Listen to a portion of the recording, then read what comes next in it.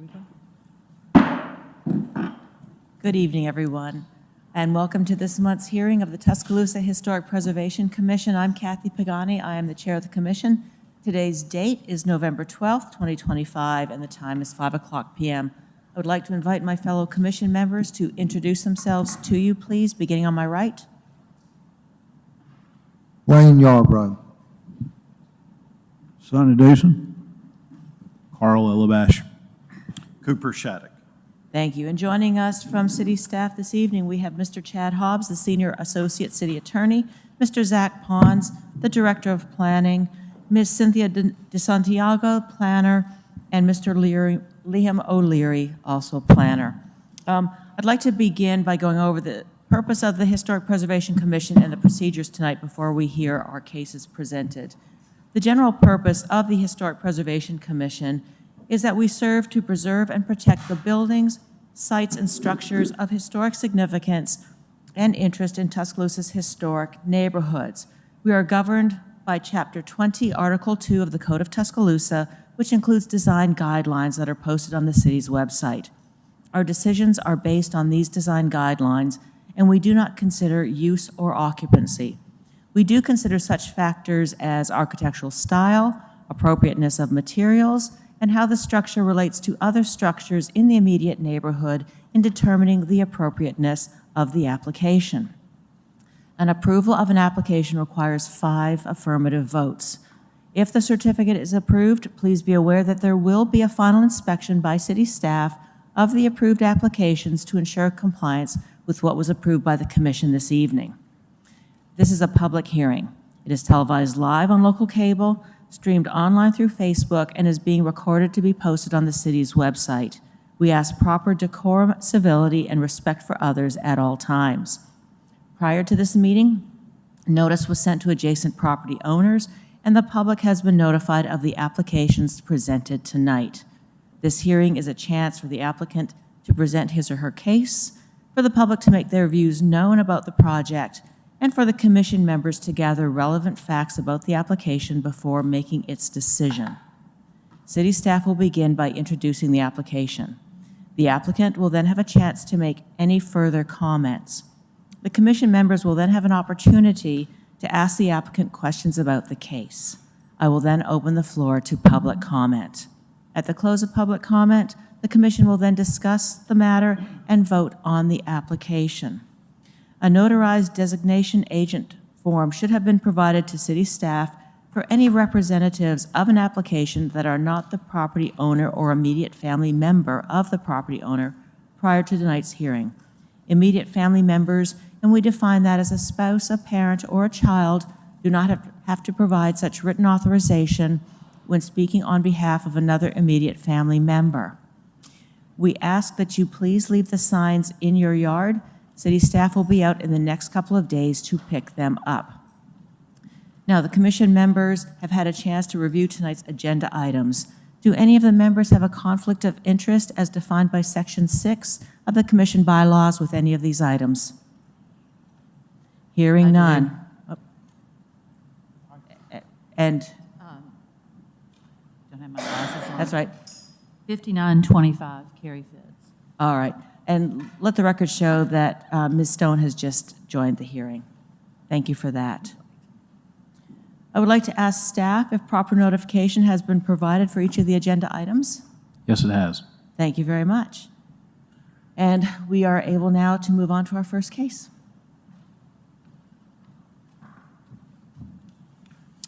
All right, good afternoon, Commission. Starting with the first case tonight, HPC 5425.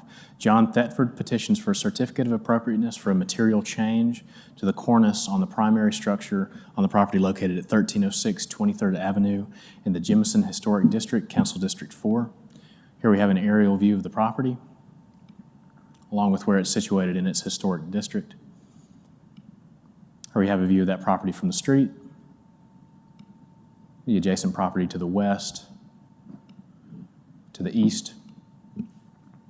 As part of their proposal, they'll be replacing the existing wrought-in wood cornice with hardy board. There'll be no change in the design of the cornice. This work was completed without HPC approval, so this is coming to you as a violation tonight. So here I'll just show all four sides of that cornice. As you can see, there was no change to the design. It's just been replaced with hardy.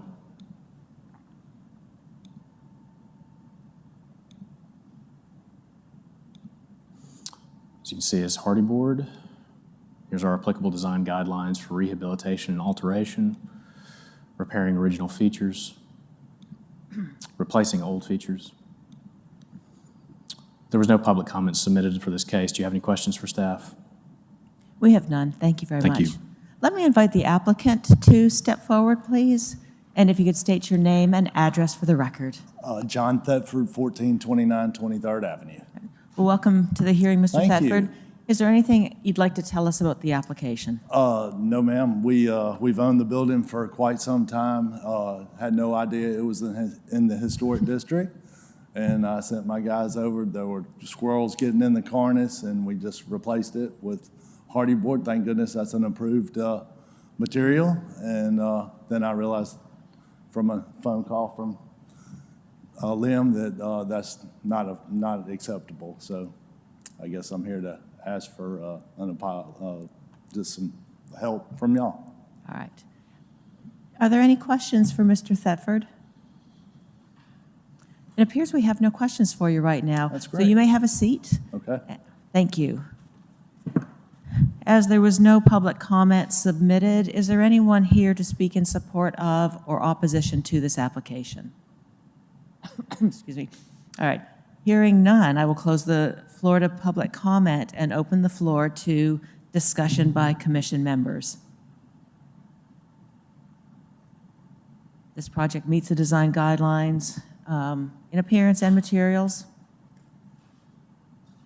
Hearing no further comment, we have a standing motion to approve HPC 5425, John Thetford petitions for a certificate of appropriateness for a material change to the cornice on the primary structure on the property located at 1306 23rd Avenue in the Jemison Historic District, Council District 4. We shall vote. Ms. Stone? Yes. Dr. Yarbrough? Yes. Mr. Deason? Yes. I vote yes. Mr. Morris? Abstain. Mr. Elebash? Yes. And Mr. Shattuck? Yes. Thank you. Mr. Thetford, your application has been approved. Normally, I would say good luck with your project, but since it's already completed, but as you know, as you go forward, please see city staff if you have any changes to the exterior of the building in the future. Thank you. And let the record show that Mr. Morris has joined the hearing. All right, moving on. HPC 5525, Scott Huffman petitions for a certificate of appropriateness for a material change to the roof on the primary structure on the property located at 14 Oakwood Court in the Oakwood Court Historic District, Council District 4. Here we have an aerial view of the property, along with where it's situated in its historic district. Here we have a view of that property from the road, the adjacent property to the west, to the south, and to the east. So the applicant is requesting to replace the existing concrete tile roof with a composite tile that will match the design of the existing roof. The petitioner also mentioned the desire to preserve the character of the tile roof with this material and retain the existing architectural details on the roof. So here's another view of that roof, and then another perspective here. This picture shows some of that architectural detail that the applicant mentioned, and I'll zoom in on one of those there. The applicant did mention that they'd like to keep those in their original location. And this is the new material. It's the Brava composite tile. I believe the petitioner did bring a sample for you tonight. And here are some pictures provided by the petitioner of what that tile looks like on a roof.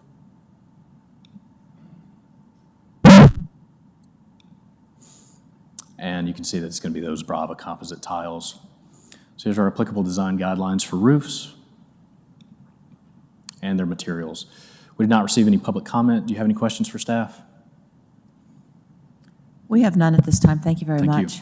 Let me invite the applicant or the applicant's representative to come up to the podium, please, and state your name and address for the record. Hi, I'm Susan Huffman, 14 Oakwood Court. Well, thank you for coming tonight. What else would you like to tell us about your project? I just brought the samples. We'd like to keep the look of the tile, but the concrete roof that is currently there is just too heavy. After 100 years, it's showing some wear and tear. So these, as you can tell, are a lot lighter, but they fit together and they'll have the same look of the concrete tile. And we're planning to put the Gorbals back on there with the ridge vent tile too. So I just brought these if y'all wanted to see them. I'd love to see them. Would anybody else like to see them? Thank you for bringing those. The roof is such a distinctive feature of this house that it's really important to preserve Yeah. that. There are only 2 or 3 in the neighborhood that have the same roof line or the same material, and we would like to keep that.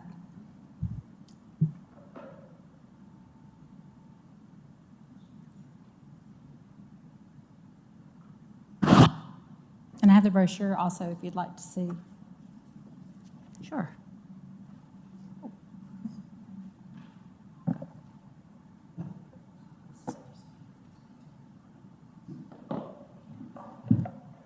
I think those weigh about a pound apiece versus the 8 pounds for the concrete tile. Those things surprise me at how heavy they are already, so I can just imagine what the Yeah. concrete must be like. Thank you for bringing those and for bringing the brochure as well. I'll give the commission members a chance to look at the sample.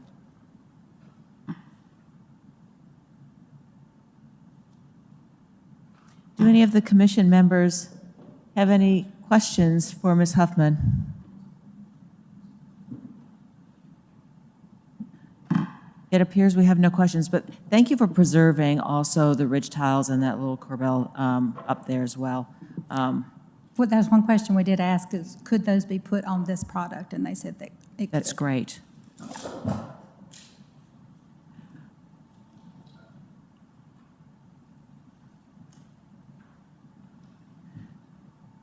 Well, it appears we have no questions, so you may have a seat. Okay, thank you. Thank you. We've had no submitted comment, but is there anyone here from the public who would like to speak in either in favor or in opposition to this application? Then let me close the floor to public comment and open the floor to discussion by commission members. Can we go back to the design guidelines of appropriate, Liam?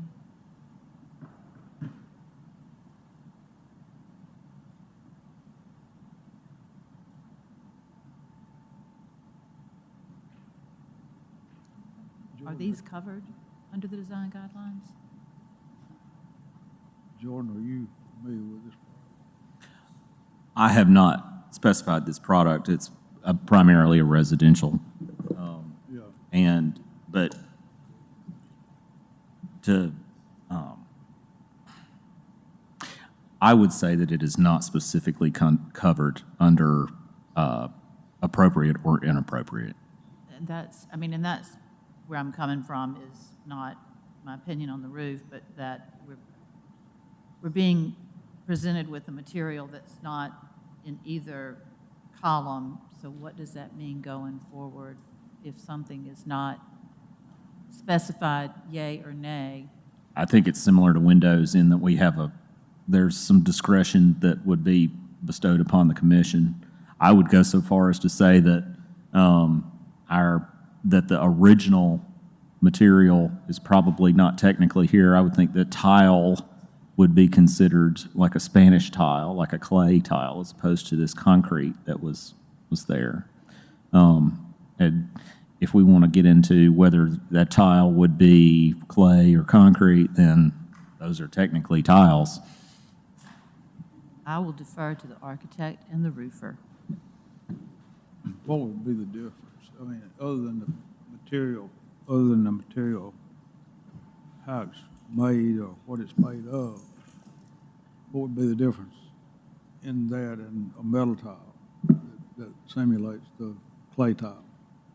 Please be sure to speak into your mic so we can hear.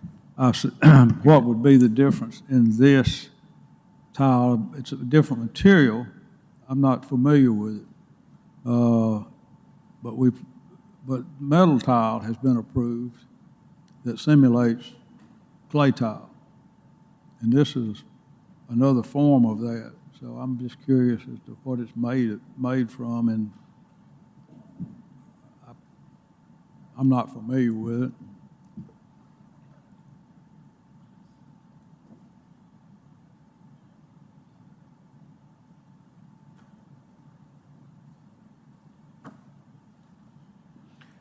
While Jordan's looking for that, I would note this is a good slide for us to look at because, you know, what they are doing is preserving the original roof form, pitch, overhang, preserving the character of the original roofing materials and details because it looks the same. Retain elements that contribute to the style and character of the structure, which it does, and it's similar in style, shape, and color to those found on those structures that have these roofs, which are not very many. So regardless of what kind of composite it is, it seems like it certainly is consistent with the design guidelines. I agree with that. I just not familiar with what it's made from. I was just seeing if, It doesn't say in this brochure, I mean, just picking it up and holding it, it seems to be some sort of fiberglass, you know, polymer, you know. I don't want to go so far as to say plastic because it feels more substantial than that, but it is a synthetic material. right, yeah.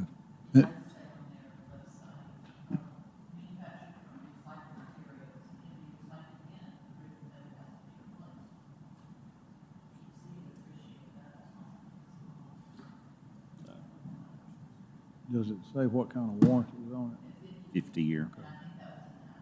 Yeah. Any other comments, discussion points? All right, hearing none. We have a standing motion to approve HPC 5525, Scott Huffman petitions for a certificate of appropriateness for a material change to the roof on the primary structure on the property located at 14 Oakwood Court in the Oakwood Court Historic District, Council District 4. We shall vote beginning on the left. Mr. Shattuck? Yes. Mr. Elebash? Yes. Mr. Morris? Yes. I vote yes. Mr. Deason? Yes. Dr. Yarbrough? Yes. Ms. Stone? Yes. Thank you.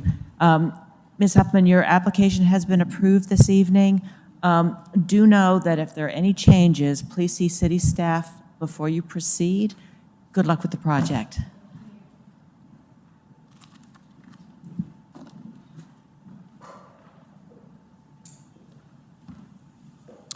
All right, moving on. HPC 5625, Luis Pernia, petitions for a certificate of appropriateness for the construction of a fence on the property located at 1702 University Boulevard in the Pinehurst Historic District, Council District 4. Here we have an aerial view of the property, along with where it's situated in its historic district. Here we have a view of that property from the street, along with the adjacent property to the west, to the east, and to the south. So the petitioner is proposing to install a wrought iron fence on top of an existing retaining wall that goes along the front property lines on University Boulevard and 17th Avenue. There's also a driveway along each of those street frontages, which will also receive a wrought iron gate. The fence is going to be 41 inches tall. The gate along the driveway on University Boulevard will roughly be the same height. And the gate along 17th Avenue, we were not able to receive a height from the contractor. They did mention that it would not exceed 8 feet, but we do not know what that current height will be. Here's what that fence along the retaining wall will look like. And then this is going to continue along the retaining wall, along the front, both fronts, along University Boulevard and 17th Avenue. This here is on University Boulevard. It's a little tough to see with the vegetation there, but that continues along the sidewalk. And then this is down 17th Avenue, and then looking up from the property line and back up 17th Avenue toward University Boulevard. And that fence is going to go along that entire length and along University Boulevard. And here we have the design of that gate. This will be placed along the driveway here on University Boulevard, where that retaining wall splits to allow the driveway. And this is the one that will be roughly 41 inches along the same height as the other gate. And then this is the driveway along 17th Avenue. This is the one that will receive the taller gate. And that will line up, with the retaining wall? Yes, ma'am. And here we have the material. It's going to be wrought iron fence. And here we have our design guidelines for fences and walls. and their materials. We did not receive any public comment. Do you have any questions for staff? Yeah, it's just, I'm familiar with it. Is this still a code deal?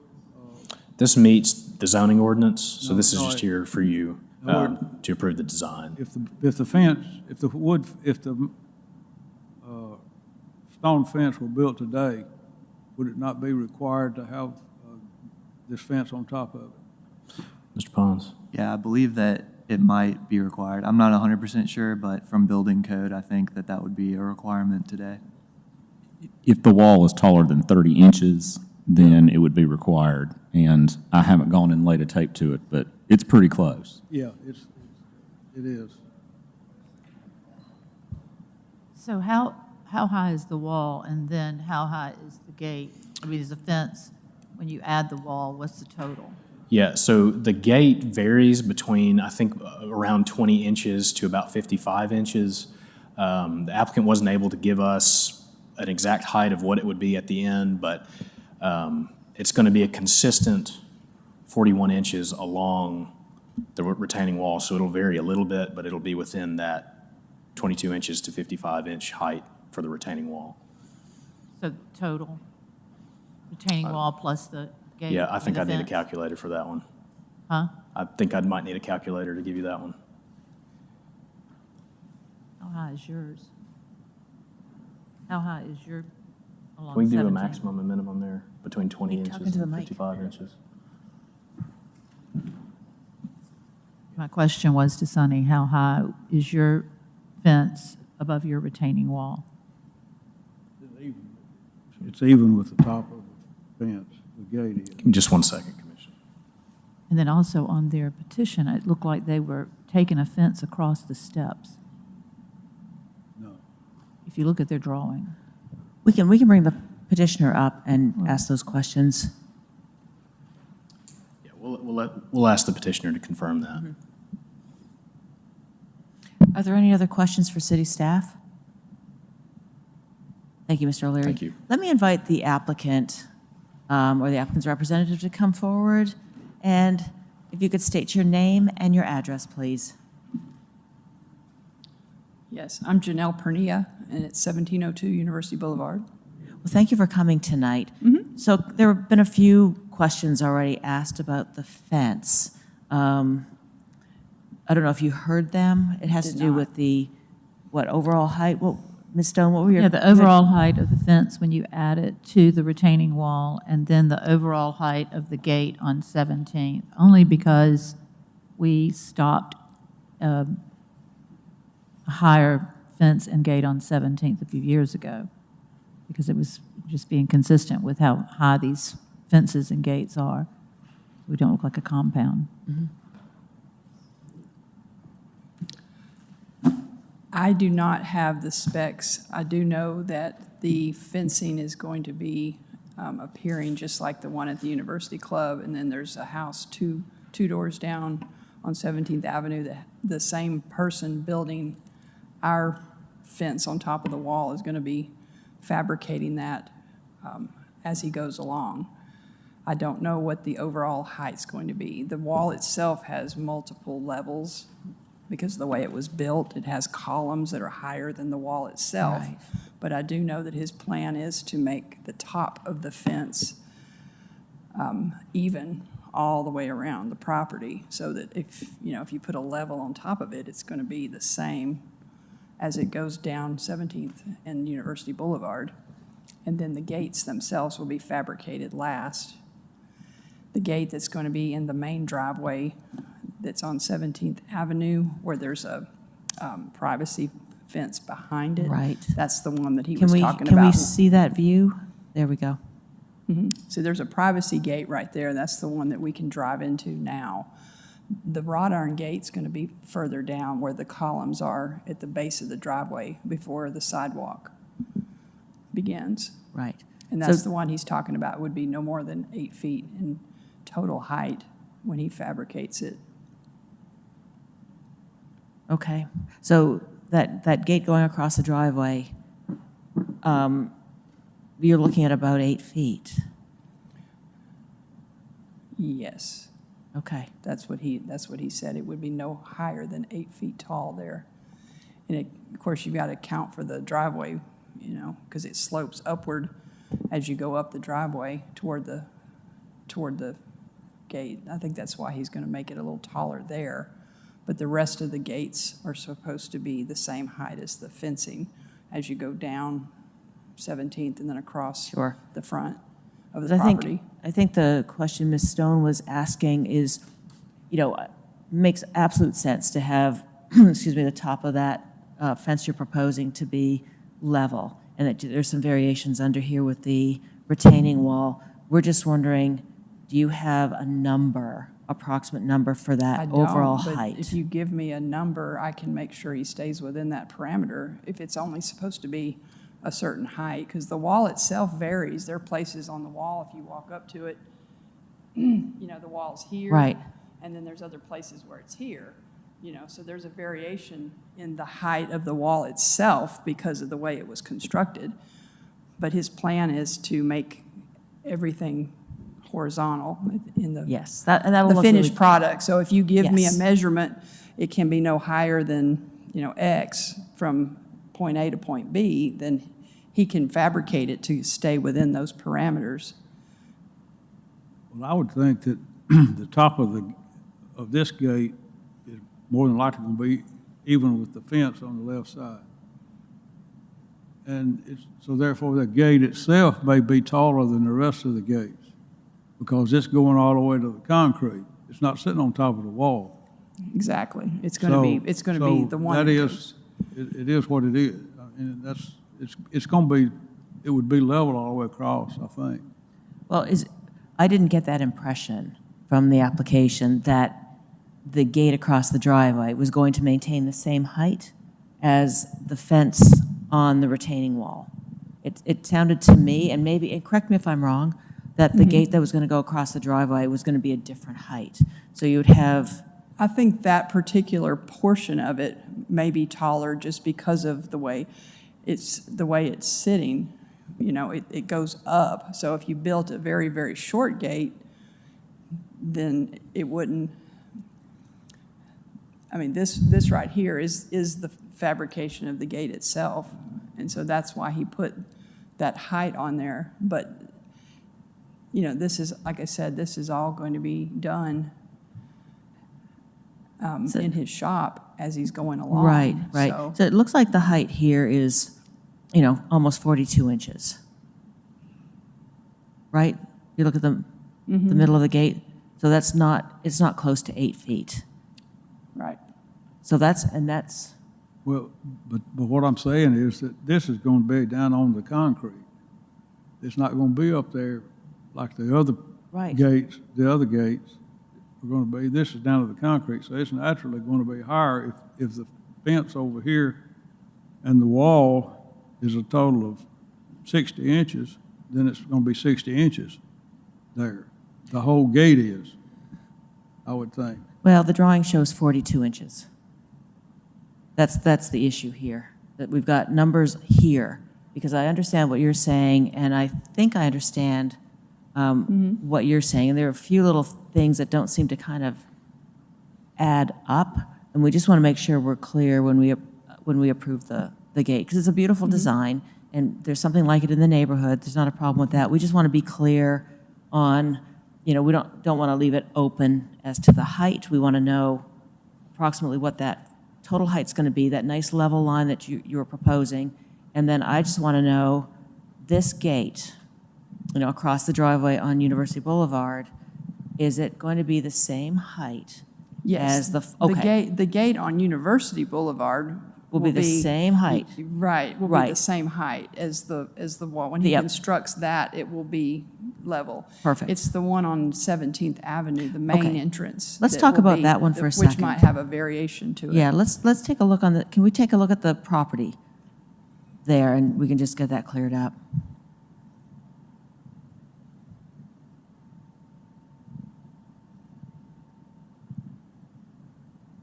Was this the one on 17th Avenue? No, That's that's the University University Boulevard. No, yeah, which one were you asking? 17th Avenue, please.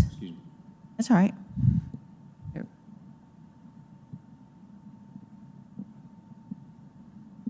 So this gate, the Mm-hmm. So overall the height, fence will stop at the column on that Mm-hmm. left side. And then he'll construct a gate on the inner parts of those two columns that Yes. comes up. yes, Mm-hmm. and the height, overall height will be in line with the rest of it, or it's going to be taller? I think he was planning to make that one gate a little bit taller because of the way the property slopes upward right there. So he's planning to make that one taller, and he said no more than 8 feet from the ground, Could we right not- there. So that's what he's trying to do, is make it where it's aesthetically not just a really short gate, and then, then you've got the wood behind it, but to actually make that one gate a little bit taller so that it flows better with the aesthetics of the property right there. So what's sketched on here in pink, that would be what you're describing? Or are you Right, thinking the but I gate is think, going to I be? think where the left part, where you've got the wrought iron that's going to be going across, I think that part is going to be a little bit shorter than that one gate. And there won't be anything else to the right. So if you bring that top line on the left down, maybe another foot or two, I don't know, like maybe right there. Because the wall the wrought iron he's planning to build across the property is not going to be that tall. So there is going to be a variation in height on that one gate. Can we see the drawing of the fence material, the fence that's going to sit on top of all right, so we've got 41 inches there with those posts on top of a retaining wall that's approximately, what should we say, 3 feet? So overall height, it would be approximately 6 feet. And then he said the gate would be no more than 8. So you're looking at about maybe an 18-inch variation in the height of that one gate at the end of the property.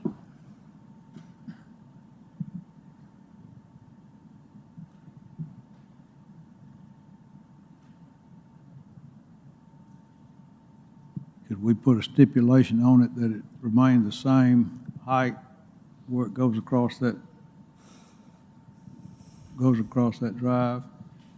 We can, Okay. we can, yep. Then I think if you have that on there, I think that's what he'll do. That's what you have to do. But when you combine the, Go to the slide that shows the gate. So are you saying that the center part of the gate would be even with the fencing on the side? So of that, it, yes, or the no? finial is where that's going to be exactly the same. But the center part of the gate will probably be a little bit taller. So This one's only showing half an inch taller, right? yeah. So to clarify, this one is just showing the gate on University. This So is this the one gate back. on University. Yeah, on University on that driveway. But Right, then right. we don't have a specific elevation for the one on 17th. Right, so we're trying to work with not having the information. Let me ask the commission members, as I look at this, and I see this with a height of approximately 41, 42 inches, without the retaining wall, right? We've got, with the proposal, if we can go back to the fencing that's going on top of the retaining wall, that's also about 41 inches, right? So the drawing of the gate is not taking into account the height, the new height, where this is going on top of the retaining wall. So this is going to have a higher, the finials are going to be higher, right?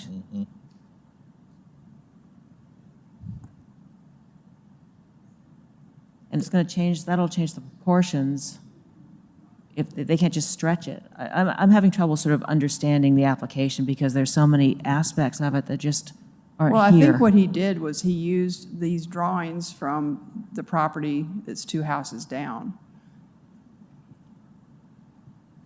instead of redrawing everything to account for all the variations and all this, he said, this is what the finished product will look like.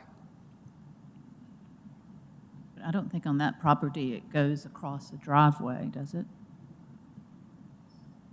I think that's where the confusion is. And if it's the same height as that property, which has a fence on top of its retaining wall, I mean, that was approved, and I think it looks nice, but just not knowing, because there was one across the street that we stopped a couple of years ago because the wall got too high in total.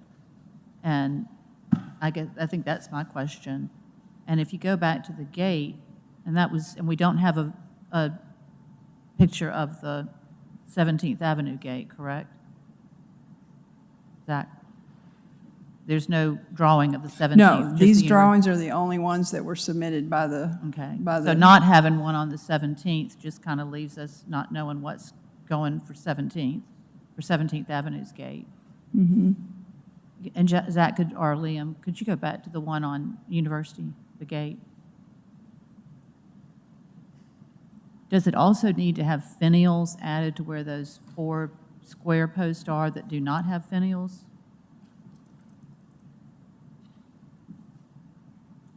Feels a little odd.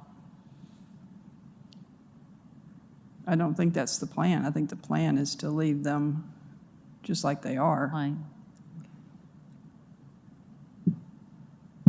I don't have so much of a problem with those finials, but I would like to piggyback onto what you've been saying. You know, when we look at this stuff and when we approve an application, city staff goes back to do a final inspection, and what they have are the drawings. And it seems to me that the drawing here, especially of this gate that we're looking at now, doesn't represent what that gate is going to look like, because it's not taking into account the height of the fencing on either side of it, with it, being lifted up because of the retaining wall. So Sure. this is showing what we approve here are we've got these drawings. We don't say, well, just make it work or work on a height. I mean, this isn't, I don't know. I'm having trouble sort of understanding everything. And, if this gets made taller, it changes the proportions of the curves and all of that. So I'm not seeing what this gate is going to look like. I think we're on the same page. I would like to see what is the overall height when you add the retaining wall or when you put the gate over the driveways in comparison to the walls that'll be adjacent or to the fences adjacent that are on top of the retaining walls, just so everybody's assured that there's consistency or we're not looking at a weird drop or a huge compound gate. And then, do you have the other part of the application where it was the property line was, or the fence line was drawn? Can you forward to that? I did not, I sent it to Liam, but I don't have the papers. No, that- I was asking Yeah, Liam. that's not part of the presentation, but it was included in the packets. Okay, because one thing I noticed on that, and it may have just been because it was just showing where it was going to be, but aren't there some steps off 17th, not part of the driveway, but steps off University and 17th? Yeah, to get up to the there's, house? there's walkways that go Yeah. down on each side. So I think it was just because a line was drawn straight across, but is there going to be any fence or gate there? There will be gates at each entrance Okay. to the property that will be the same height as the property, all the way across University, down 17th to that last column where the larger gate will be built. But there'll be a gate like here? And what will it look like, just like the rest of the Just like fence? the drawing that was up there. Which was, It'll be the same as it'll be just like that, but on a lot smaller scale. So- All of the gates will be, I would They'll say bu- that this is they'll open- probably they'll the open- accurate height for that gate. yeah, I mean, it just Yeah. like, now we have the gate across University, the gate across 17th, the driveway gates, and then the step gates off University, and there's steps on 17th as well. Yes. So there's 4 gates, but we only have one drawing of a gate, and that's this one. And it's not quite and representing where it's sets supposed all to go. four, yeah. And I would say this one is much, that the ones across the steps are not going to be 92 inches wide either. I have a question for city staff and city attorney. Just listening to the discussion here among the commission members, there seem to be some concerns with the gates and the amount of information that we have. If we have trouble with that, are we able to take the fencing itself and vote on that, and then perhaps continue the gates once the applicant can think about it and provide us with proper drawings? So in answer to that question, I would just say that, it is always to the commission to determine whether you have enough information to decide whether something conforms to the design guidelines or not. And then beyond that, if you feel like there is, some elements that you do have enough information and other elements that you don't have enough information, then you just have to make it, you can, break out and approve certain elements and bring other elements back at a later meeting. And that's just a matter of how much do you want to get into, piecemealing an application and what would be the best way for the petitioner to go forward in the interest of the type of work that they're trying to get done. Does that make sense? Mm-hmm. Right, yep. Liam, I have one other question. Could you go back to the design guidelines for fences?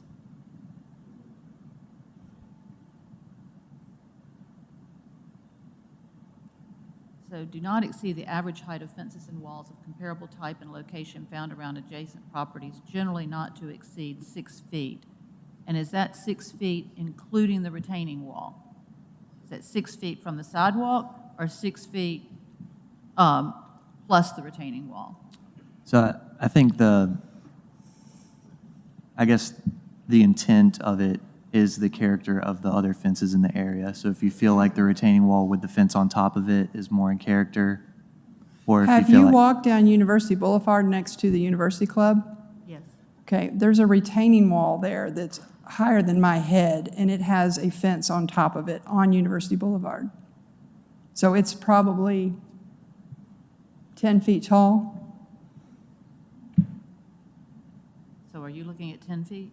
No, I'm just saying that if there's some sort of a stipulation that the whole entire thing is not to exceed 6 feet, I don't then, know if the then university- there's I think the goes intent- up the intent is the 10, fence 12 itself. feet. The fence So itself that's being not the 6 feet. intention, is to build a great big huge wall around our house. It's only to add an extra layer of security with a wrought iron on top of the stone wall that's already existing. I understand, I agree, and I think the design is beautiful. I think where I'm having issues, and it really is not University Club, but other houses in that neighborhood that have asked for fences where all of a sudden they start getting so high that it, without knowing if this is 6 feet plus the retaining wall, some kind of guideline there, something that shows, okay, the gates for the stairs coming off 17th and University are going to be this high and wide versus the driveway gates. I would just personally like to see a more complete application. I don't have a problem with the spirit of the application or the design of the fence. I think the house 3 doors down did a lovely job, but I just feel like there's gaps that we're not being, we're just assuming some stuff, and if we can just get it all written and we all understand what it's going to look like, I would feel better. Some of that's because it's my neighborhood, and we have opposed fences before in that neighborhood. Gotcha. Okay. Just going by history and experience for us and for city staff, we really need to have some specifics. It doesn't, we understand that with the retaining wall, the height of the actual cast iron or the wrought iron fence may vary. That's okay. and that there will be, some changes there. But I have trouble, I'm sort of dovetailing onto what Ms. Stone said.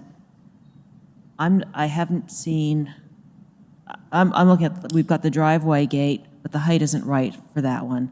We aren't seeing the drawing of the gate of the right proportions across the stairs, and we don't have a drawing of the gate for the 17th Avenue side of the property. And I don't want to put city staff in a bad position where we're here telling you what the height is going to be, and it's not in the packet. Like, what are we approving? And, but I'm fine. I think the idea is great, and I think it's a beautiful design, and it's going to look wonderful. It's just, with the gates, for me, I don't have enough information to really understand what's going to happen there. Why don't we ask the contractor to label the gates and make a drawing of each gate and submit it as a continuance? Okay. Come back and let us move on with the fence, and then come back with the drawings for each specific gate, and that would satisfy everybody, and they could approve it or disapprove it at that point, just the gates. Okay. I understand. I think part of the issue is, as you said earlier, he submitted drawings for another property. These aren't even for your property. So it's understandable that the gate is not going to jive with your property because it was drawn up for another property. I think that's a solution. I'd like to hear a little bit more from the other commission members on what they think, and then we can. And this is not directed at you, but this has come up before. When the retaining wall is not counted in with the height of the fence that's going on top of it, we have no idea, are we talking about 6 feet or 10 feet when it's all said and done? When you count a retaining wall and then a fence behind it, what is the total? Okay. And that, I mean, if we could see these applications where they say retaining wall plus fence equals this, then we're assured that we're looking at something that is in the spirit of the neighborhood and tasteful to the design guidelines. It doesn't look like, a compound, which is my biggest concern. Yes, ma'am, I understand. Let me ask you a quick question, Ms. Stone. So looking at the design guidelines here, generally not to exceed 6 feet for the overall height, right?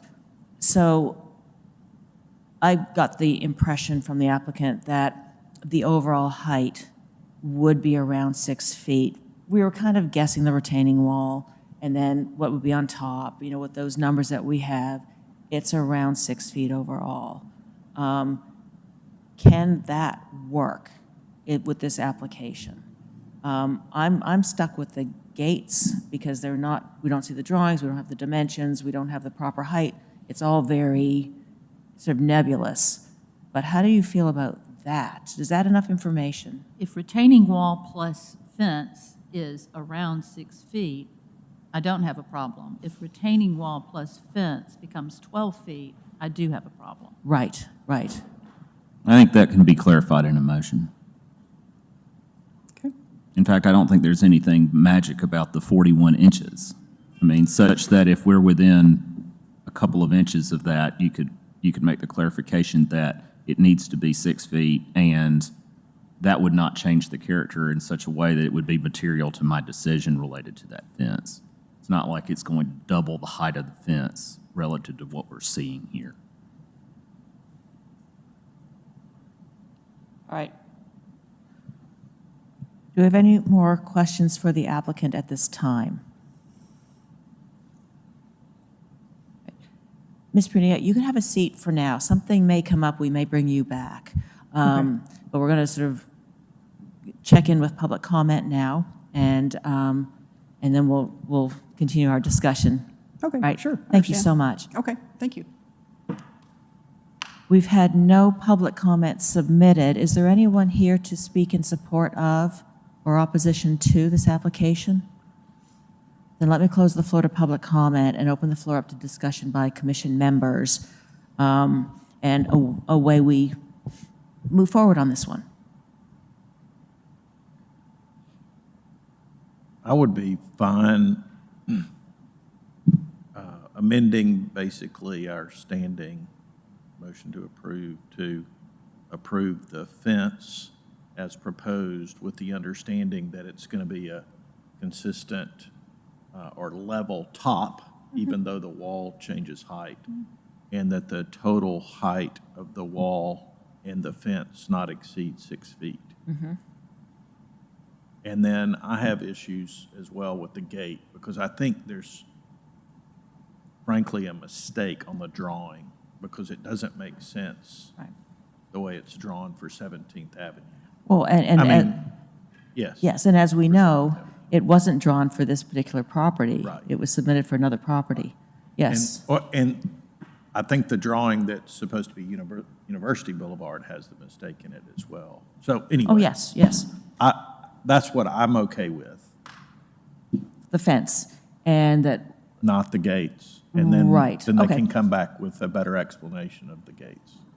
so what I'm hearing is that we would like to move on talking about the fence and vote on that, and then request from the applicant a continuance on the gates until we get, for them to have an opportunity to give us more information specifically on each of the gates.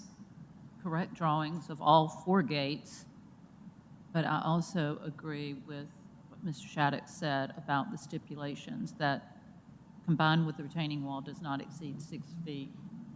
Is the other one? Yes. And that it was level. That it was level. Yep. So shall I ask the applicant to come back up and see if they're willing to continue the aspect of the gates? Yes. All right. Ms. Pernia, would you mind coming back up for just a quick second? Sure.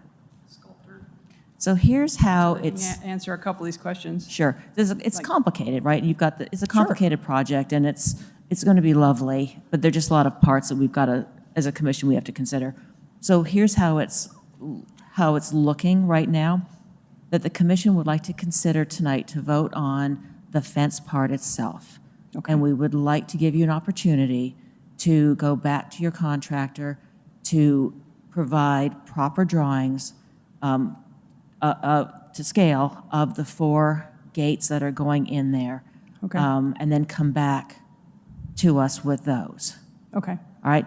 So All you're right. okay with that? Yeah, I just All texted him what you're All right, asking, the questions. perfect. That way That's it's perfect. clarified. Sure. Right, and we're looking at a total height of 6 feet straight across of the Okay. retaining wall and that fence. Okay. Of what we're considering tonight. And then we'll come back to us with drawings for each one of the gates, so we Okay. know approximately within a few inches of what we're looking at with height, with the width, with the design overall. Because Okay. it will change a little bit depending on the width of the Okay. opening.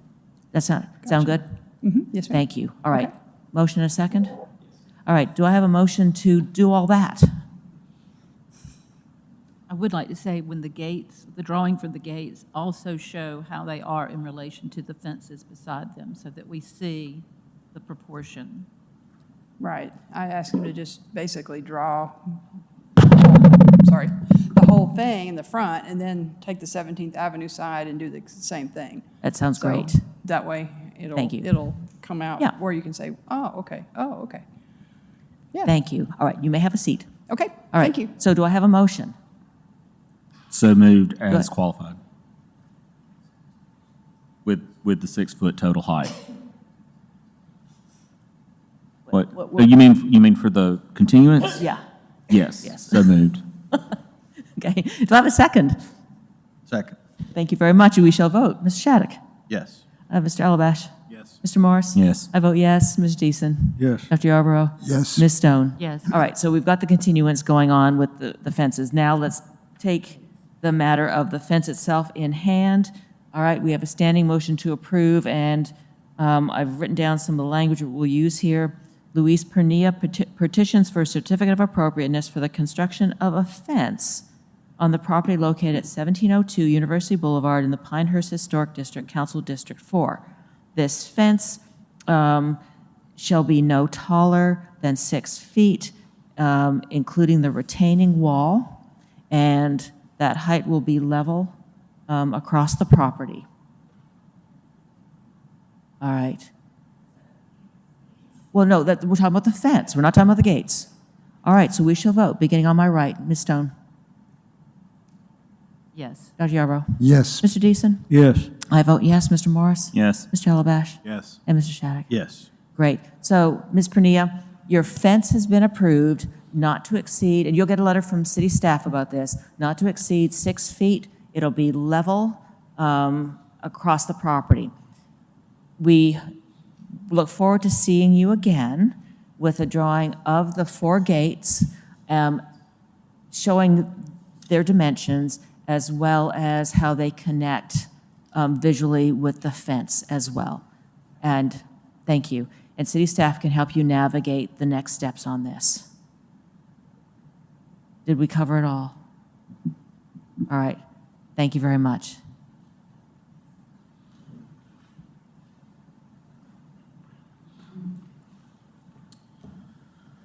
All right, moving on to our next case tonight, HPC 5725. Scott Russell petitions for a certificate of appropriateness for exterior alterations to the primary structure on the property located at 1314 15th Avenue in the 13th Street Historic District, Council District 4.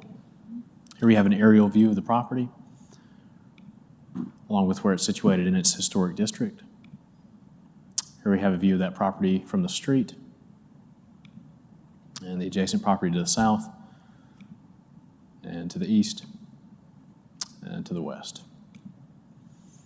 So as part of the proposal, petitioner will be replacing the existing vinyl siding with hardy board. Each of the existing windows, which are a mix of wood, aluminum, and vinyl, will be replaced with cellular PVC windows with a light pattern change. There's an existing awning along the property that will be replaced with an extended roof line that matches roughly the distance of the existing awning.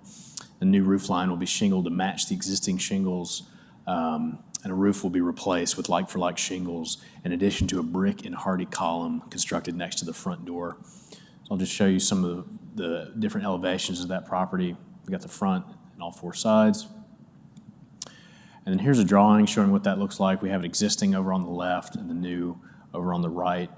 You can see that the existing 6/6 windows will be replaced with 3/1s, and that's changing along the entire property. And then vinyl siding is going to be replaced with that hardy board all around. The rest of the changes will be just to the front facade. That fabric awning is going to go away with the inclusion of that new extended roof line, and then the brick and hardy column to hold it up. And I'll just show you what it looks like again as a reference to and then back to that proposed front elevation. So they're using hardy board and brick and then cellular PVC for the windows as well as asphalt shingles. Here's the spec sheet for the windows, and then applicable design guidelines for rehabilitation and alteration, repairing original features, replacing old features, windows and their materials, roofs and their materials. We did not receive any public comment. Do you have any questions for staff? We have none. Thank you. Thank you. Let me invite the applicant or the applicant's representative to come up to the podium, please. And would you mind stating your name and address for the record? Scott Russell, 1305 Twin Oaks Road East. Well, thank you for coming, Mr. Russell. Is there anything else you'd like to tell us about your application? No, ma'am. Are there any questions for Mr. Russell? I have a question. Tell me why you went with the 3/1 on the windows instead of the 6/6. The adjacent property has that, and with the mix of the 3 different windows in the house, we're not really sure what's original to the home. But I figured they were period correct equally to, and she preferred that style over retrofitting it with a 6/6, so that's the reason we're here trying to get that approved.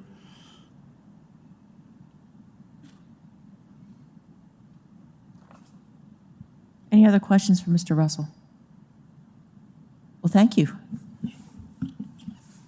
We've had no submitted public comment. Is there anyone here to speak in support of or opposition to the application?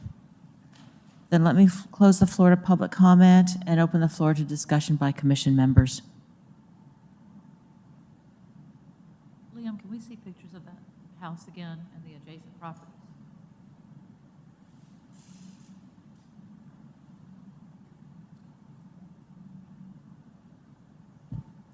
Here's the subject property again. The property to the south. I believe this is the property that Mr. Russell's referring to. This is to the east. And then this is the rear of 1427. So going back, are there any other pictures from this to see the other windows, if they're 6/6 or? Yeah, they are currently existing 6/6 all along the property. Those will all be replaced to 3/1s.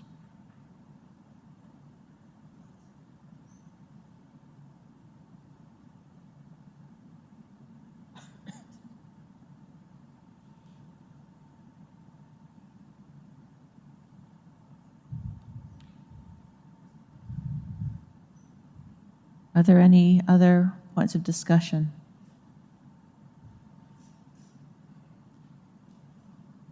He said that there was a mixture of windows. I don't see a mixture of windows. A mixture of window materials. Materials, Yeah. okay, but everything is 6/6. Yeah, they currently have wood, aluminum, and vinyl windows. They are all 6/6s, but the 6/6. material is different.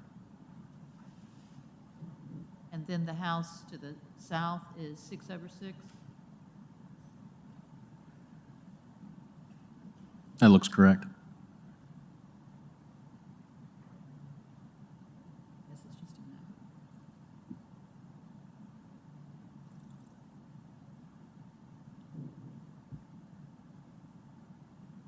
map. I don't have a lot of opposition to doing the 3/1. Is correct for the period. It's a minimal traditional style, with the absence of eaves and kind of headed toward that more minimal look. It very well could have originally had 1/1s. And the fact that there are 3 different materials says that various windows have been replaced over the history, and to the point that they could have all been replaced, throughout the course of it.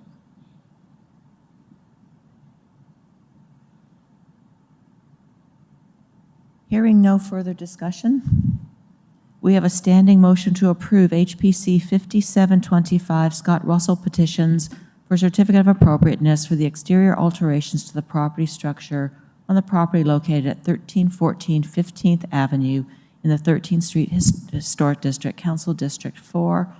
We shall vote, beginning on my right, please, Ms. Stone.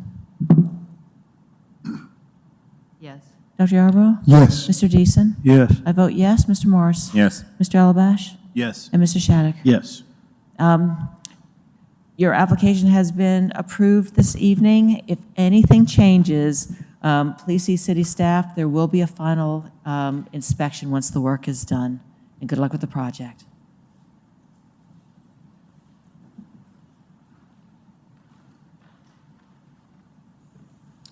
All right, moving on. HPC 5825, Margaret Peacock, petitions for a certificate of appropriateness for the construction of a wheelchair ramp on the primary structure on the property located at 1905 8th Street in the Druid City Historic District, Council District 4. Here we have an aerial view of the property, along with where it's situated in its historic district. Here we have a view of that property from the street, along with the adjacent property to the east, to the west. So the petitioner is proposing to add a new wheelchair ramp to the primary structure. It'll run along the west side of the primary structure, going up an existing set of stairs. They'll also be repairing those stairs with wood to match what's currently existing now, with no change in design or size. And the ramp will also be made of wood that'll match the existing exterior of the primary structure. So here we have another view again from the street, and I'll just kind of zoom in to where that wheelchair ramp's going to be. Here we have a view of it from the sidewalk, and then along the left side of those stairs, and then along the right side. So it's going to kind of snake along this side of those stairs. And you can see that there in the site plan. And over here on the right, we've got an example of what it's going to look like. One point of note, there will not be any metal railings on the wheelchair ramp. It's going to be entirely wood, as you can see there. And here are applicable design guidelines for wheelchair ramps and railings, repairing original features, replacing old features. We did not, actually, we did receive one public comment in support of this proposal. Do you have any questions for staff? We have none, thank you. Thank you. Let me invite the applicant or the applicant's representative to step forward. Is the applicant I don't believe they're here tonight, Commissioner. All right, thank you. We've had one submitted comment in support of this application. Is there anyone here who wishes to speak in support of or opposition to this application? Let me close the floor to public comment and open the floor to discussion by commission members.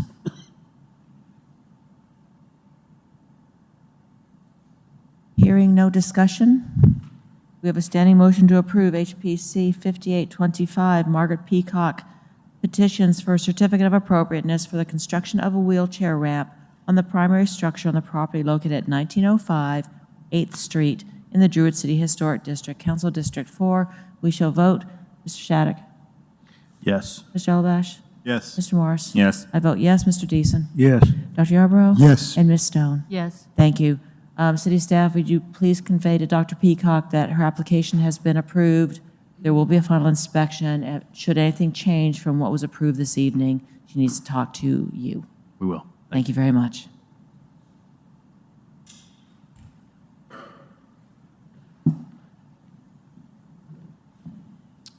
All right, next up is HPC 5925. Give it 1 second. And let the record show that Ms. Stone is recusing herself from this portion of the hearing.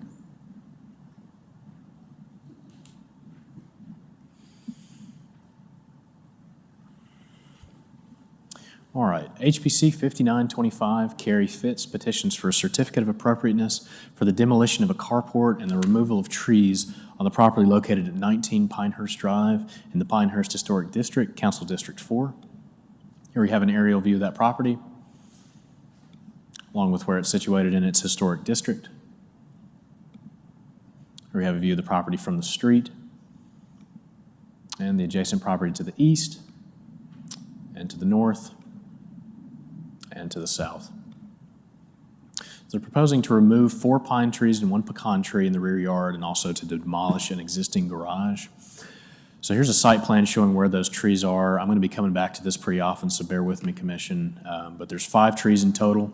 We'll start with the first one. You can see its location right there next to the carport. This is the pecan tree. You can see its location, what it looks like. It is pretty close to that carport. And so this is tree number 2. This is located pretty close to the 10 Pinehurst wall on the adjacent property. And you can see where that is located right there, just north of their storage building. So we're moving on to number 3. This is another pine tree. According to the applicant, it's impacting the property and could impact 10 Pinehurst as well if it were to fall. So that's tree number 3 located just next to number 2. And then we're moving on to number 4. You can see that's another pine tree there, also impacting the wall on 10 Pinehurst. And could impact 10 Pinehurst or the shed at 19 Pinehurst, according to the applicant. And that was number 4, just next to number 3 there. And then we're going across the yard to number 5.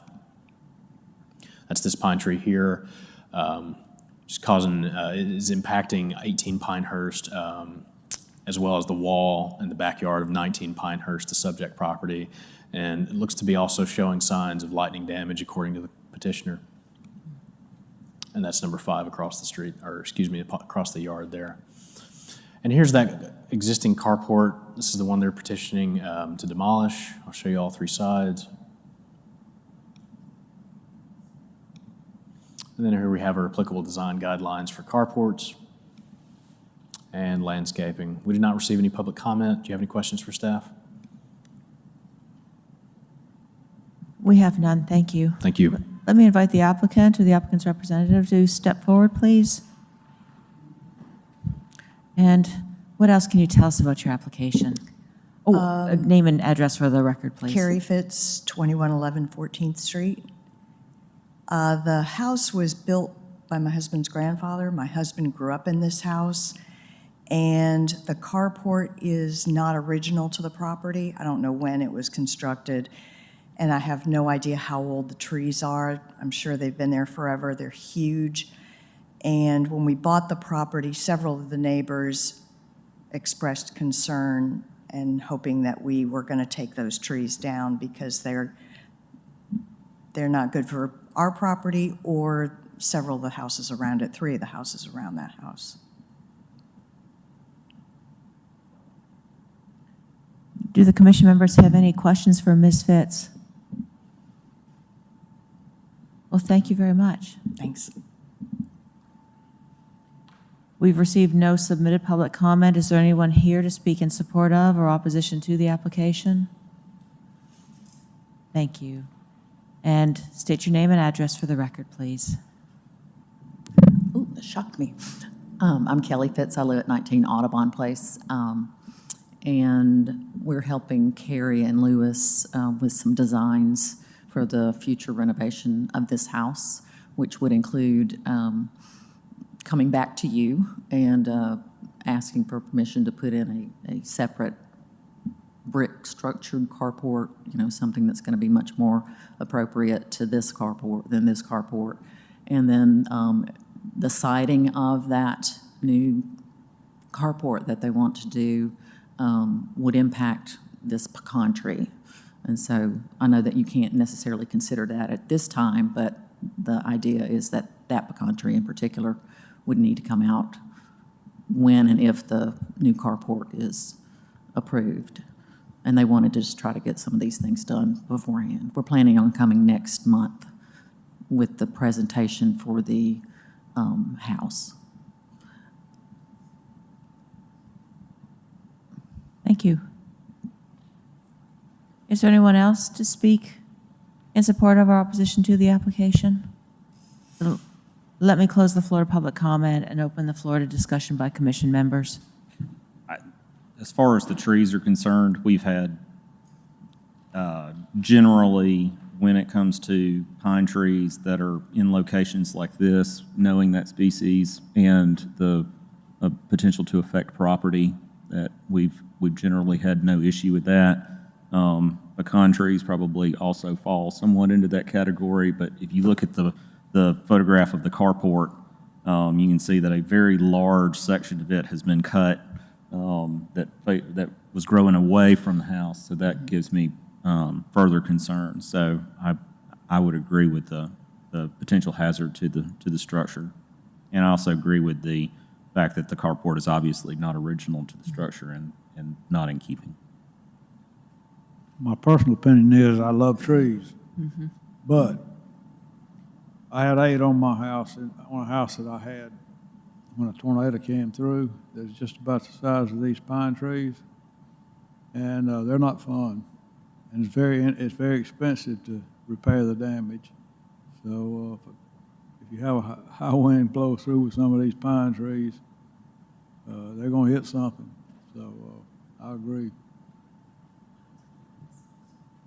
And typically and historically, we've had an arborist letter unless there's some rationale for showing either damage or potential damage to the structure, and I think this falls into that category.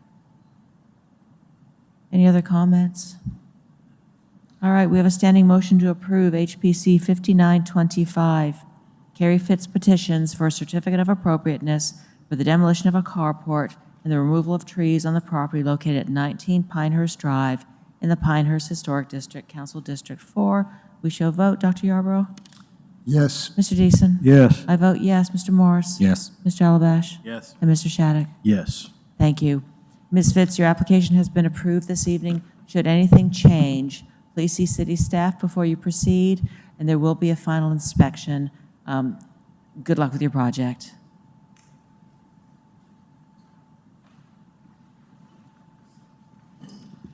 And if we could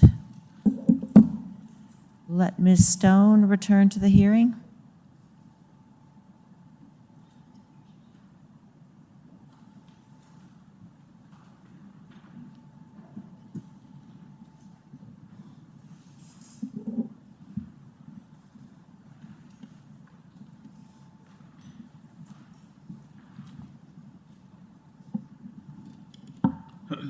Good evening, Commission. Thanks for having me. Our next case is HPC 6125, where Charles and Lori Arnold are petitioning for a certificate of appropriateness for a material change to the windows on the primary structure on the property located at 33 The Downs and the Downs Historic District, Council District 2. So here we have an aerial photo of the property and where it's situated in its historic district. Here's an image of the subject property from the street, the adjacent property to the west, to the north, and to the east. So the proposal is to replace 19 windows on the primary structure. The existing windows are wood, and the new proposed windows are aluminum clad wood with no change to the light pattern. Here is an elevation of the front facade, the rear elevation, side elevation, and an up-close image of the windows. As you can see, there's an 8x8 light pattern right now, and that's reflected in the spec sheet with the 8x8 new proposed window. The materials are aluminum clad wood windows, and here are the design guidelines for windows and their appropriate materials. We didn't receive any public comment for this case. Are there any questions for staff? We have none. Thank you. Thank you. Let me invite the applicant or the applicant's representative to step forward, please. And would you mind stating your name and address, please? Laurie Arnold. We have two addresses. The address for the work is 33 The Downs. Our main residence is 6493 Bay Road in Mobile, Alabama. Is there anything else you'd like to tell the commission about your project? I wish I didn't have to do it. I don't want to spend that money. Understood. But it has to be done. We have 4 that have to be replaced. There's no question about that. So while we're doing it, my husband says, let's just do them all to help insulate the house. The windows that are there, other than the kitchen window, are the original windows that have been in that house since it was built, as far as we can tell. We can't even open them. Are there any questions for Ms. Arnold? Well, thank you so much. You may have a seat. Is there anyone here to speak in support of or opposition to this application?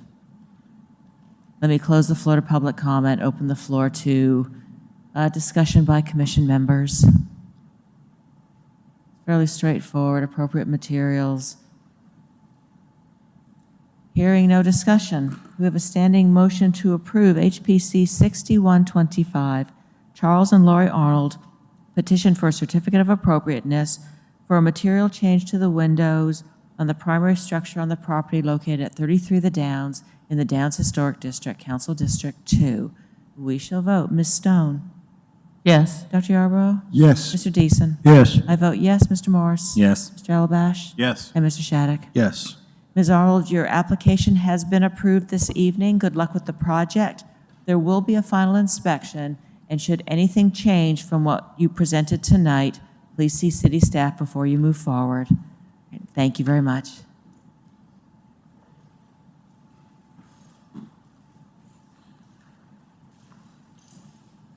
Our next case is HPC 6225, where Sean Collar petitions for a certificate of appropriateness for a material change to the windows on the primary structure of the property located at 820 20th Avenue in the Druid City Historic District, Council District 4. So here's an aerial view of the subject property and where it's situated in its historic district. Here's a view of the property from the street, the adjacent property to the north, to the east, and to the west. So the proposal is to replace 4 existing wood windows on the principal structure using the same size, location, and color of the existing windows, with changes to the existing light pattern as well as the material. So here's an image from the side. They're proposing to replace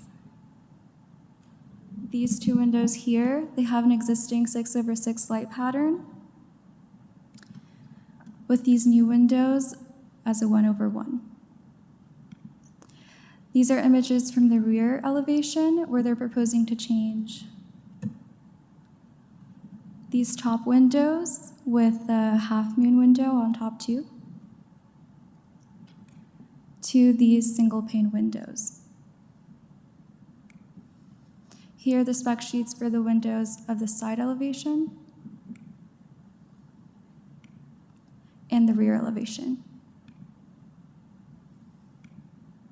The materials are Fibrex windows, and here are the design guidelines for windows and their materials. We received no public comment for this case. Are there any questions for staff?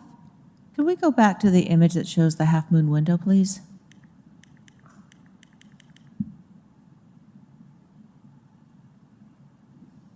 Okay, that satisfies me. Thank you. Thank you. Are there any other questions for city staff? Thank you very much. Let me invite the applicant, or the applicant's representative, to come forward. Thank you for coming this evening. Sure. If you could state your name and your address. That's a very sensitive podium. Name and address for the record, please. Sean Collar, business address 5128 Clifford Circle. What would you like the commission to know about your project, Mr. Collar? Well, if I'm correct in the response I received was that our material was not an approved material. So I guess getting that out of the way would be first order of business. So we've had our material approved before in January of 21 for this home, for 3 windows that are on the 3rd floor. Also, it says that our material is considered vinyl, which it is not. It is actually wood composite, so it's a wood PVC blend. Tell us about the change in the light patterns for the windows, please. Yeah, so again, I'm assuming that they were doing this to match the rest of the windows, since none of them have lights. Those 2, yeah. See, all the rest of the windows, which Ms. Roundtree said have been replaced, except for those 2, and I guess the ones on the back. That's my understanding. We can go back with lights. Doesn't matter to me. It's this is what the homeowner chose to do. So if you guys say we need to go back with lights, then we order them with lights. So. Aren't you changing the light pattern on the front too? Next slide. That's the back of the home, which you have to go to either the neighbor's backyard and through their carport to see them, or you We're going to have to go single in their pane. backyard. Ma'am? It's going to single pane. Say again? It's going to single pane, is it not? So, and I don't know, that must be a mistake there. It says it's a gliding triple unit. So I think the homeowner chose to do according to the installation pack, a triple casement there. So that's not going to be a gliding window. That's going to be a triple casement. That's what they chose to do. Again, if it's something where you guys want to go back with double hungs, we can do that as well. So. And the light pattern? That was the homeowner decision. Yeah. Is the light pattern on the half moon changing too? I'm assuming it is. It looks like it's going to a no light pattern. Correct, it is. Mm-hmm. And I'm guessing that they chose the triple casement option for that opening and the no light pattern because it is in the very back and it doesn't face any of the street. So the window in the back is a casement window. Is that what we've established here? It's not here? a gliding triple. That's incorrect. Correct. Yeah, it is. It is a triple casement. Mm-hmm. Do you have those spec sheets or the order sheets showing what unit 107 is on the? Okay, there's casement. Mm-hmm.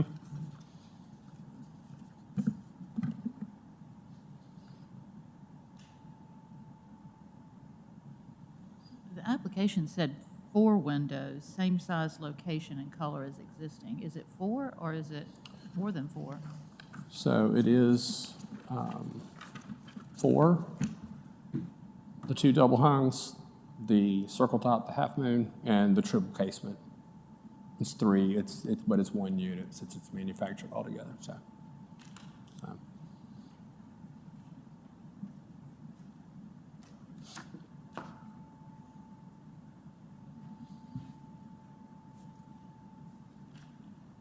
Have we ever approved this window, this FiberX by Anderson before? There was one, it's this house, that Fibrex had been approved back in 2021. But generally speaking, it is not approved material because it is wood fiber with vinyl, and we've not approved it in the past. Given that this house already has some windows that were Fibrex, to me it seems that we're not making an exception here, we're making a justification to allow them to continue so that we don't have a mishmash of materials on this house as they replace the remaining windows. What about the light patterns? Well, that's another point of discussion. Well, I have a problem with the oval window, that changing it completely from the, what I call spokes in it, to just a solid pane. That just sort of really takes away from the character of it, I think. I think so too. That window to me looks like it has internal grids in it. I can't really make it out with that window. Mr. Collier, is there anything you can tell us about that window? The half moon or the ones below it? The half moon, please. Yeah, it definitely, from the pictures, it definitely has lights. It does. Yeah, for sure. But those the ones underneath the dividers, the light pattern, are those internal between panes of glass? Is that the original? Doesn't look like it's the original window. That's a good question. Is it in between the glass? That's what you're asking? I don't know. It doesn't look like it's external. Yeah, I don't know. I don't know. It's hard to tell. It doesn't. If you go back to the picture from the outside. It's definitely not outside the exterior pane of glass. Well, that's what I was looking at before. I would agree, judging by the picture, but there was also storm windows on all these windows, and that's a storm window in front of. I usually don't see storm windows in front of half moons, but if there was a storm window, which looks like there could be, then that would kind of mimic the look of grills between the glass. So I would assume, though, if those are even, it depends on if it was replaced yet or not. Yeah, I don't know. But it looks like there's storm windows on the bottom, and it looks like there could very well be some sort of storm window or covering on that top one too. But I would go back, well, personally, I mean, Doesn't look like storm. if your guys are going to require lights, we would definitely want to go back with dimensional lights. I mean, I wouldn't go back with between the glass if you're going to do it, Yeah.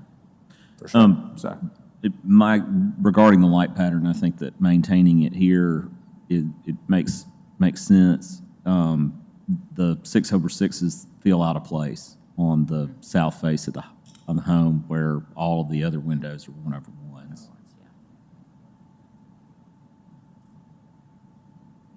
This is really less of a light pattern than it is a type of window, and you're changing the general configuration of it such that it's, Well, a lot of the character of it, yeah. Are there any other questions for Mr. Collar? Thank you. If anything else pops up, we'll bring you back to the podium. okay. Right. Can I address the approval of the material moving forward? We haven't voted on it yet. Oh, okay.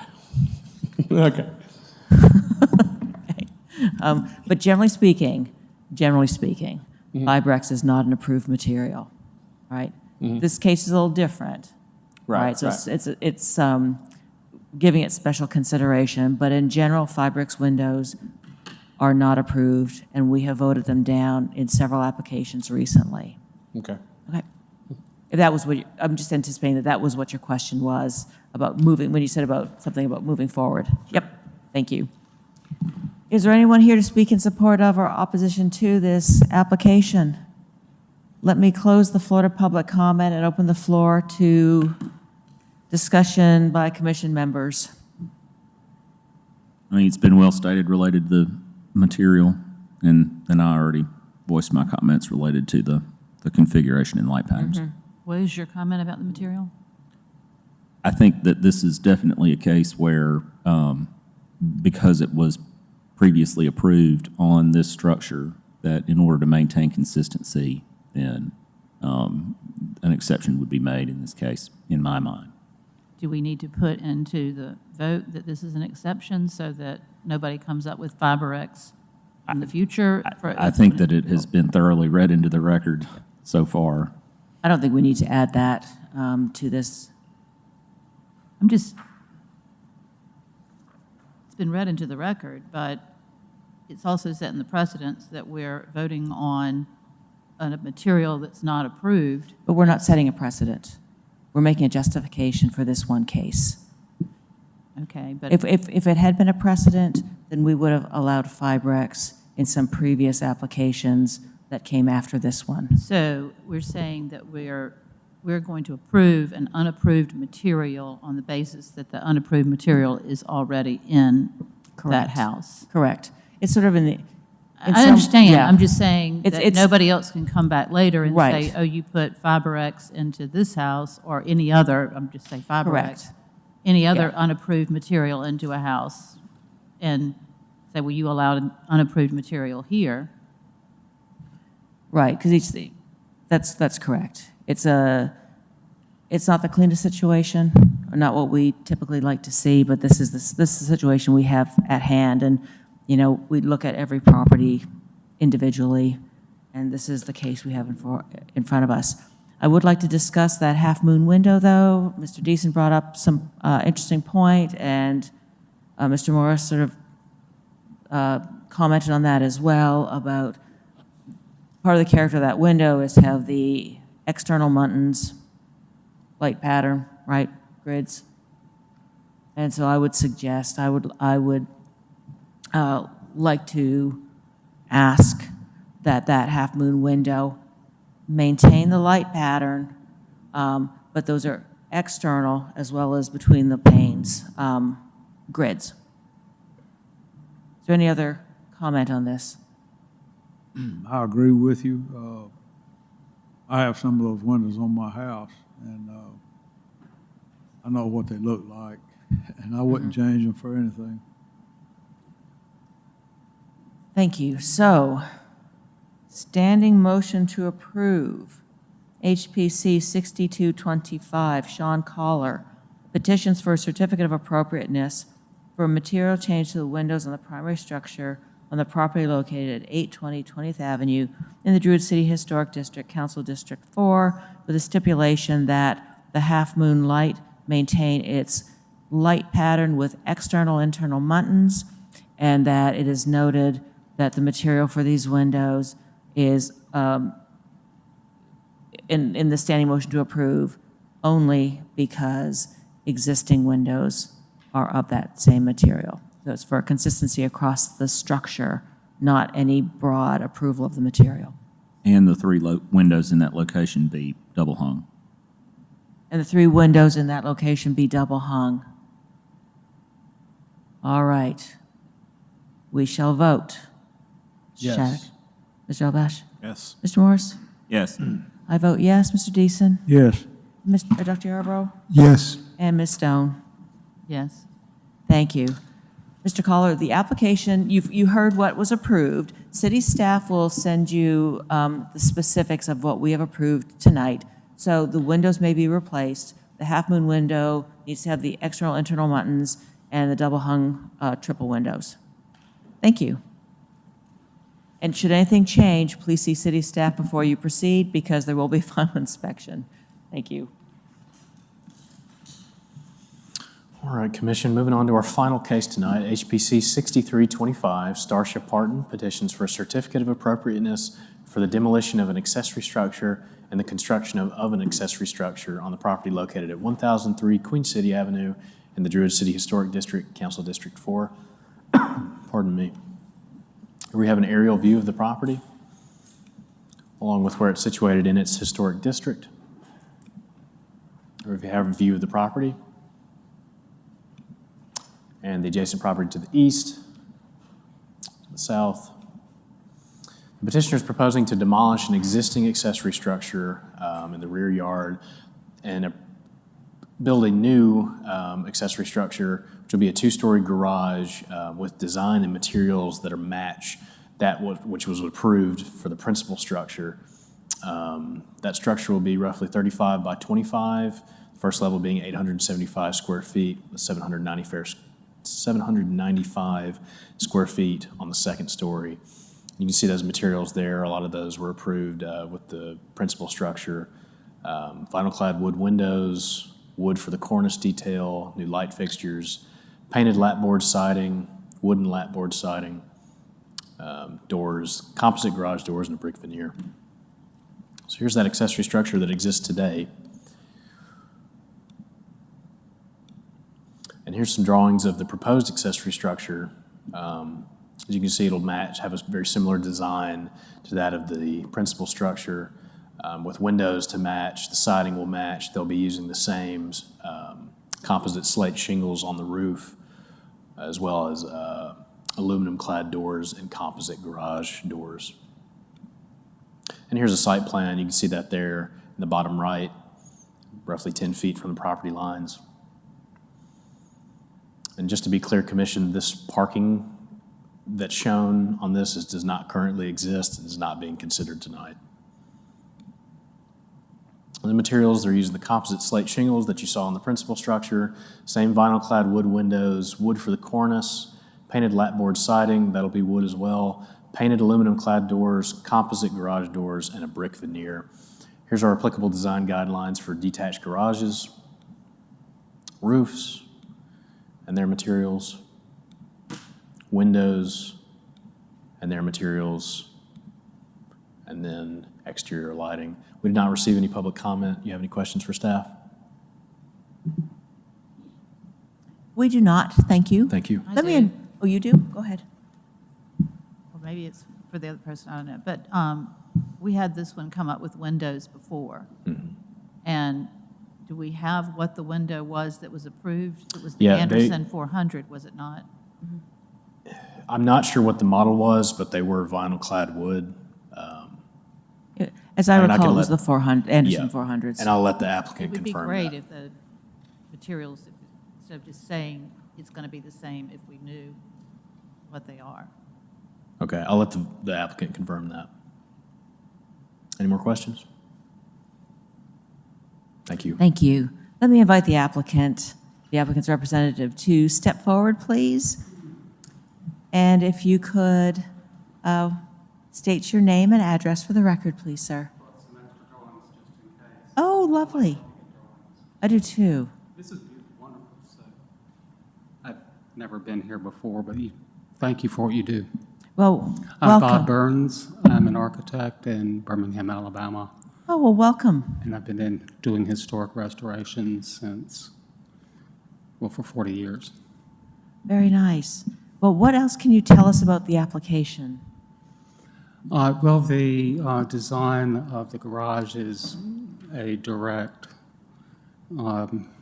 directly derived from the house.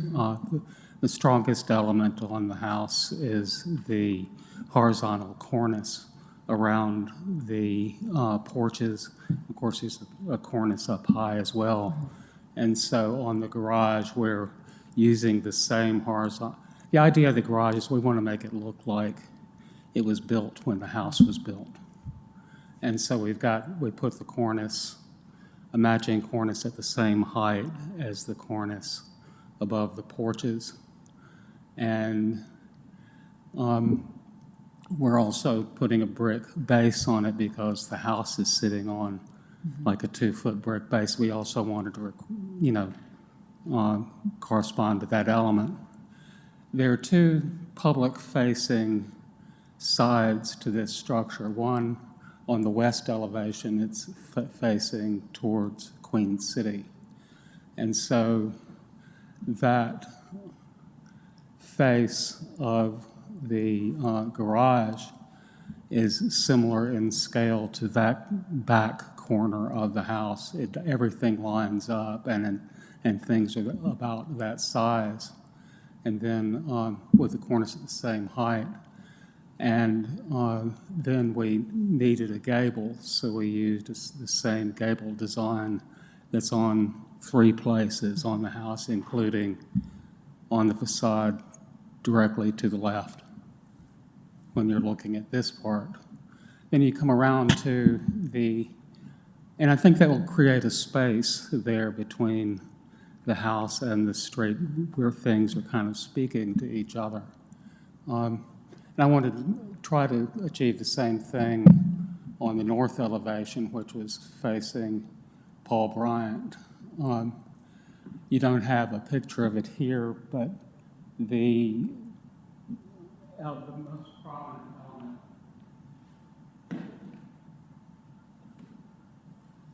on the back of the house is this screen porch like this. It has all these vertical rectangles. And so using the same size windows that we're using on the rest of the house is giving those same vertical rectangles. I was trying to create those verticals on that piece, those 2 pieces that were facing each other there. In this case, the cornice is bumped up, but it's still about 5 feet below the cornice at the top of the screen porch. So it's not going to feel diminutive, but it's not going to be as high as it's kind of in between. So it will feel kind of like a 1.5-story scale. We're able to achieve that because inside the house, it's sitting on a 3-foot platform, and then you have 10-foot ceilings going up. So that makes the house higher. Yes. Whereas these are 9-foot ceilings, and it's going directly onto the ground, as garages do. So that brings the height of the front of this down considerably below the height of the house. Anyway, I felt like what I was trying to do was create an interrelationship between the 2 buildings. Let me ask you. I don't know if those are the kinds of questions you needed answered. I have No, no idea. this is great. It was great. I enjoyed listening to you. We all did, the rationale and how you came up with this design. Are these are hand-drawn drawings, aren't they? Oh, yes, ma'am. They were fun to draw. This was a pleasure to draw. Well, I was about to say, it appears that you really enjoyed working on this project. No, this was a complete pleasure. Yes, Yeah, ma'am. yeah. Do we have any questions for Mr. Burns? No. Thank you for great explanation, bringing the drawings in, and we don't often see hand-drawn elevations, and so this was really, I enjoyed seeing your hand in this. So thank you for that. I really appreciate that. Thank you. We've received no public comment. Is there anyone here left who would speak in support of or opposition to this application? I'll close the floor to public comment, open the floor up to commission members. Hearing no discussion. We have. I just want to say, Yes. if it's going to say same materials and it's something we've seen before, can we not specify what those materials are so that it's protected? Because this is the case where it was the Anderson 400, but he came with the Anderson 100 and tried to sub it, and we denied it. Okay, I'm just asking that when we put these on the applications, instead of saying same, it specifies what it is. And then the garage doors, is that a approved material? The Home Depot garage doors that were in the packet? I don't believe we have material guidelines for garage doors.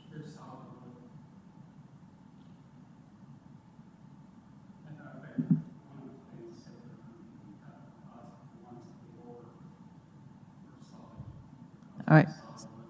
Also, I'll just mention this so that everybody can hear this. The garage doors are solid wood. Thank you.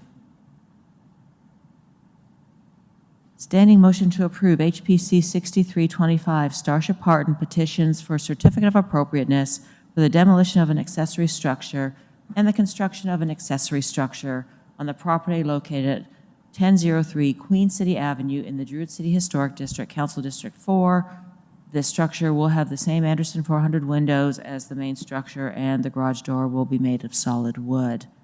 We shall vote, beginning on my right, please. Ms. Stone. Sorry, Kathy, but the application says that it's a faux wood, composite faux wood doors. Right, but he had said, you just said, Mr. Burns, didn't you, that you weren't going with that, you were going with solid wood? Yeah. Yes. Okay. Yes. Yes. Yes. I vote yes. Yes. Yes. Yes. Mr. Burns, please let your client know that the application has been approved this evening. Thank you very much for all the materials you provided. Should anything change, well, thank you, we appreciate that. Well, the structure you're working on is such an exceptional one that we're really happy to see the work happening.